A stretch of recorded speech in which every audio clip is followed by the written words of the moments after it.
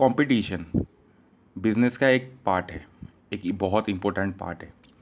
अगर business competition ज़्यादा competition में है या कम कंपटीशन में, हम लोग को कैसे पता चलेगा और हम लोग को इन्वेस्टमेंट डिसीजन उस कंपनी के ऊपर कैसा लेना चाहिए। तो नमस्कार दोस्तों, मार्केट डिलाइट में स्वागत है।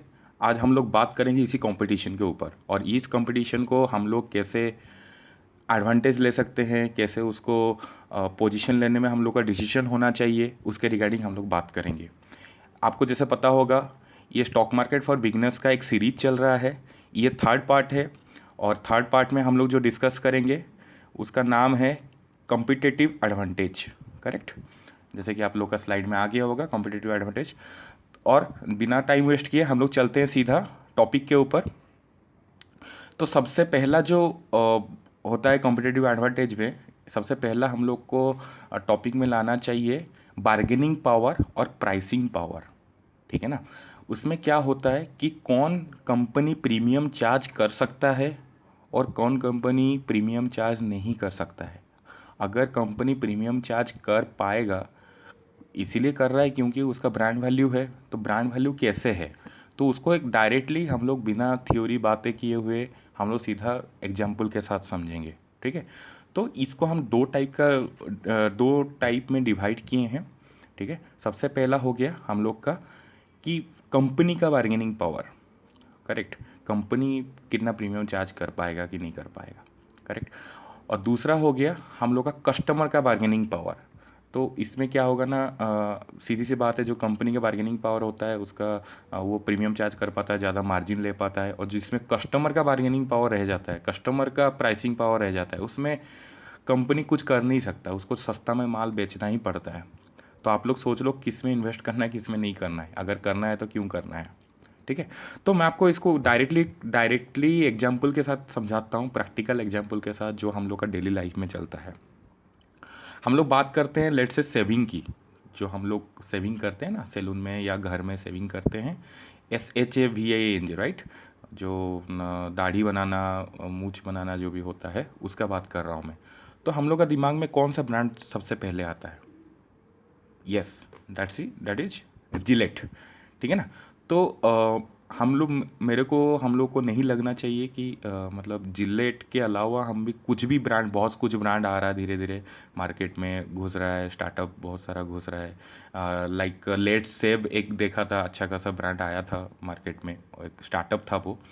तो इसमें हम लोग को इसमें रिप्लेसमेंट हम खोजते नहीं हैं। हम लोग के पास सोचते हैं कि इसका ब्लेड अच्छा होगा, इसका जो 3 प्रोटेक्शन 2 प्रोटेक्शन टाइप जो जिलेट का रेजर रहता है, उसका रिप्लेसमेंट लाना हम लोग का लाइफस्टाइल में मुश्किल है। एक्चुअली बहुत मुश्किल है, क्योंकि इस ब्रांड के ऊपर ट्रस्ट है।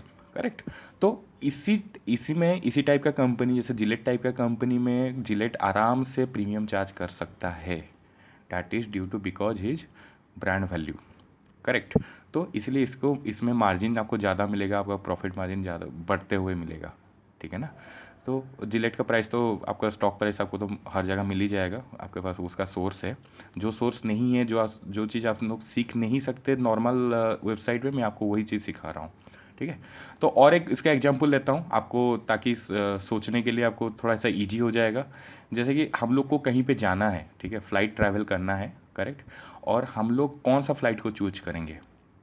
इसमें कोई ब्रांड तो आएगा ही आएगा, राइट। और इसमें क्या होगा कि जो भी प्राइस कम रहेगा, जो भी फ़्लाइट का प्राइस कम है, क्योंकि हम लोग को तो जाना है मुंबई टू दिल्ली या दिल्ली टू लखनऊ, कहीं पे भी।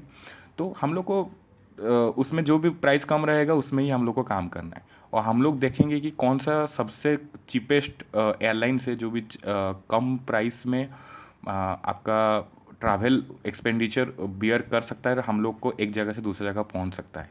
आप लोग नाम ठीक से गेस कर लिए होंगे ऑलरेडी, जिसका नाम है इंडिगो। ठीक है। इसका प्राइसिंग पावर बहुत अच्छा खासा है। अगर स्पाइस जेट या हम लोग को विस्तारा में नहीं जाना है, हम लोग को जब भी बिजनेस ट्रैवल कर रहे हैं तो हम विस्तारा में जाके करना क्या है, क्योंकि आपको तो सुबह मुंबई में दिल्ली जाके दिल्ली से फिर लौटना ही है ना। सो इंडिगो के पास प्राइसिंग पावर होता है, थोड़ा सा प्राइस कम रख के अपना टिकट को वो बेच देता है अपना कस्टमर को। ठीक है। और उसमें जब भी मास में आ जाता है तो अच्छा खासा प्रॉफिट भी निकाल लेता है। ठीक है। मैं आशा करता हूँ कि आपको ये कंपनी का बार्गेनिंग पावर के बारे में समझ में आ गया होगा, क्यों कंपनी प्रीमियम चार्ज करने में सक्षम होता है। ठीक है। तो ऐसा बात करते हैं जिसमें कंपनी का जो भी प्रीमियम चार्ज करना मुश्किल हो जाता है, मार्जिन कमाना मुश्किल हो जाता है, और इसमें कस्टमर राजा बन जाता है, कस्टमर इज किंग बन जाता है। मतलब जो भी बात बोलते हैं कस्टमर इज किंग, वो बात सच हो जाता है। ठीक है। तो उसको सोचने के लिए हम लोग को डायरेक्टली एग्जांपल अगर सोचेंगे तो एक एग्जांपल हम लोग को सोचना चाहिए कि मूवी, अगर हम लोग को मूवी जाके देखना है, ठीक है, एक नया मूवी रिलीज किया और मूवी हम लोग को देखना है, तो हम लोग के दिमाग में कौन सा ब्रांड आना चाहिए। जैसे कि हो गया सिनेपॉलिक्स आ जाएगा, राइट, आपका आइनॉक्स आ जाएगा, पीवीआर आ जाएगा। अभी ज़माना वेब सीरीज का है, वेब मतलब अभी सब कुछ एक दो दिन के बाद आ जाता है। Yes, that is on Netflix, Hotstar, बहुत सारा ब्रांड आ जाएगा। तो इसमें क्या होगा, तो अपना प्राइस कम रखने के लिए वो लोग मजबूर हो जाएंगे, क्योंकि कस्टमर को अट्रैक्ट करने के लिए वो लोग अपना जो भी टिकट प्राइस कम रखना ही पड़ेगा। क्योंकि आपका घर के पास में 5 किलोमीटर में अगर पीवीआर है और 7 किलोमीटर में सिनेपॉलिक्स है, और सिनेपॉलिक्स आपको कम प्राइस में दे रहा है, आप 7 किलोमीटर वाला ही जाओगे, क्योंकि आपको एक्सपीरियंस गेन करना है, आप लोग दोस्त लोग के साथ मास में जाना है, दूर ट्रैवल करना है। और वो ये कोविड-19 के कारण ये सब भी तो हट ही गया, और उसके ऊपर आ गया नेटफ्लिक्स, हॉटस्टार आ गया, आपका अमेजन प्राइम आ गया, बहुत जैसे कि जी5 भी आ गया, जी एंटरटेनमेंट भी इसमें एंट्री कर रहा है, और जियो सिनेमा तो है ही। तो इसमें आप लोग को कोई दिक्कत की बात नहीं है। तो इसमें मैं इसका एग्जांपल क्यों लिया, आप लोग को समझ में आ जाना चाहिए। ठीक है, क्योंकि अभी बहुत उड़ रहा है कि लॉकडाउन के बाद ये खुलेगा वो खुलेगा, उसका प्राइस में सुधार आएगा, ये सब।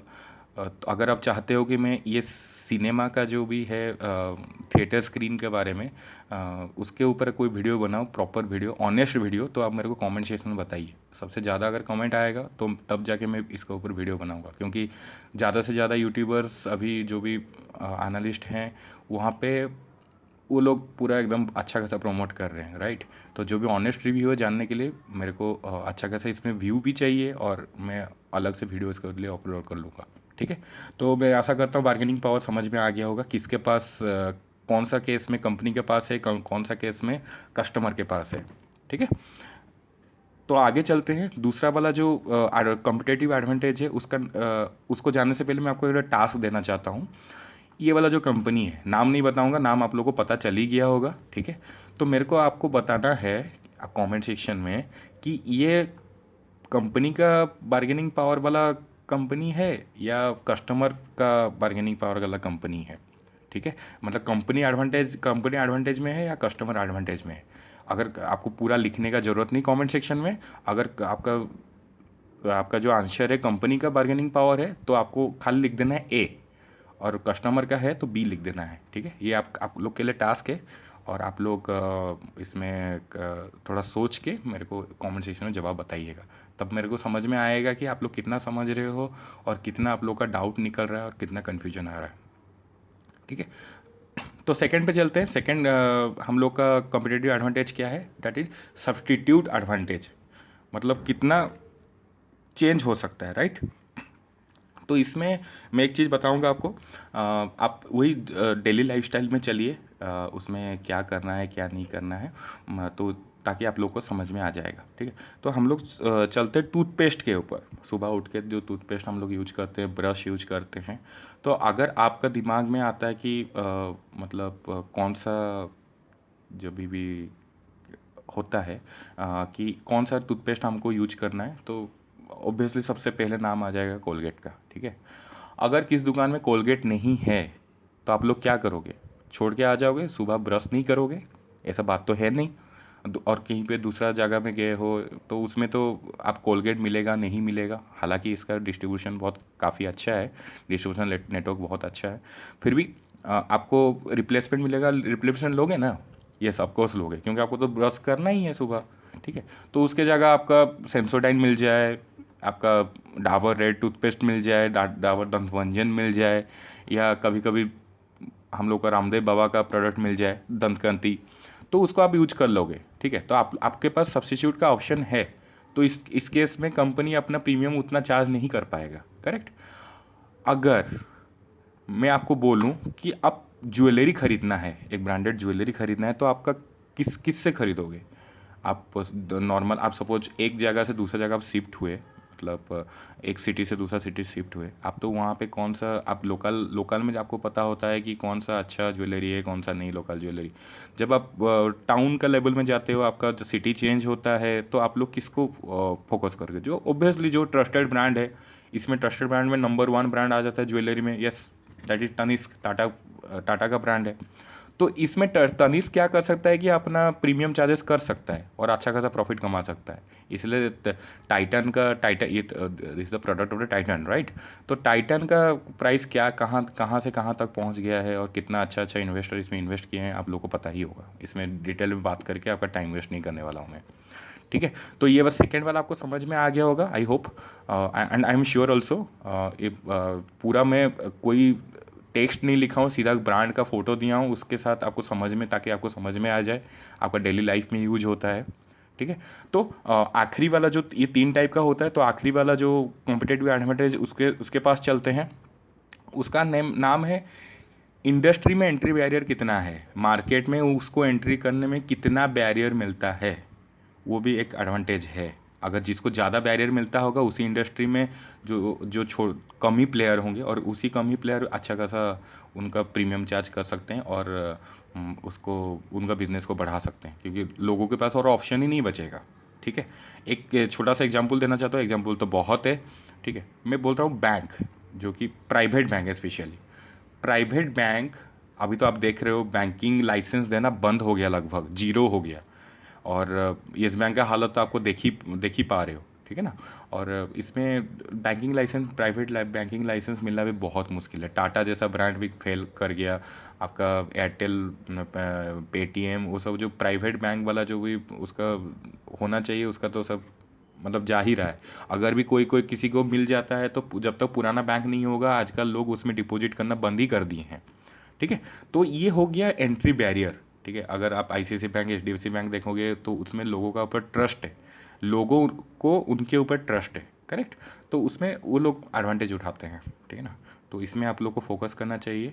ये हो गया 3 टाइप का एंट्री बैरियर। कभी भी आप फंडामेंटल सोच रहे होंगे, फिनेंशियल टर्म्स, ये सब जो मार्केट कैपिटलाइजेशन बहुत कुछ है, वो तो आगे बात करेंगे हम लोग, जो जो सिंपल है। तो उसको जाने से पहले एक बार सोच लेना कि ये एडवांटेज कितना मिलता है उसको, ठीक है ना? कॉम्पिटिटिव एडवांटेज कितना मिलता है, उसको सोचने के बाद आगे बढ़ना है, ठीक है?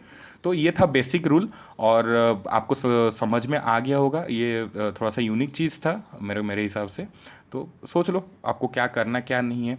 तो आगे हम लोग जो बात करेंगे उसका नाम है, जो भी नेक्स्ट वीडियो रहेगा उसका नाम है जो financial terms of the fundamental analysis. Fundamental analysis में कुछ कुछ फिनेंशियल टर्म्स यूज़ होता है जो बेसिक है, उतना हम लोग को चार्टर्ड अकाउंटेंट बनने का कोई ज़रूरत नहीं है।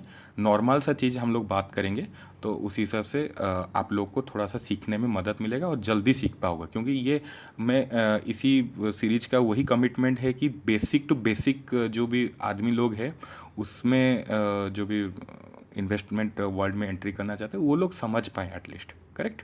तो ये हो गया हम लोग का आगे आने वाला टॉपिक, तो पहले से आपको बता दिया हूँ। और एक रिक्वेस्ट रहेगा कि सब्सक्राइब कर लीजिए मार्केट डिलाइट को, और लोगों के साथ शेयर कीजिए। आपका रिलेटिव हो सकता है, फ्रेंड्स हो सकता है, गर्लफ्रेंड हो सकता है, सो आप, ताकि उन लोग भी अपना जो इन्वेस्टमेंट डिसीजन है ना, किसी के ऊपर डिपेंडेंट ना रहे, खुद अपना डिसीजन खुद ले सके, राइट? तो कमेंट सेक्शन में बताइए, एक तो टास्क दिया हूँ उसका तो आंसर दीजिएगा ही, और कितना फीडबैक भी दीजिएगा इसका ऊपर। थैंक यू सो मच, आज के लिए इतना ही।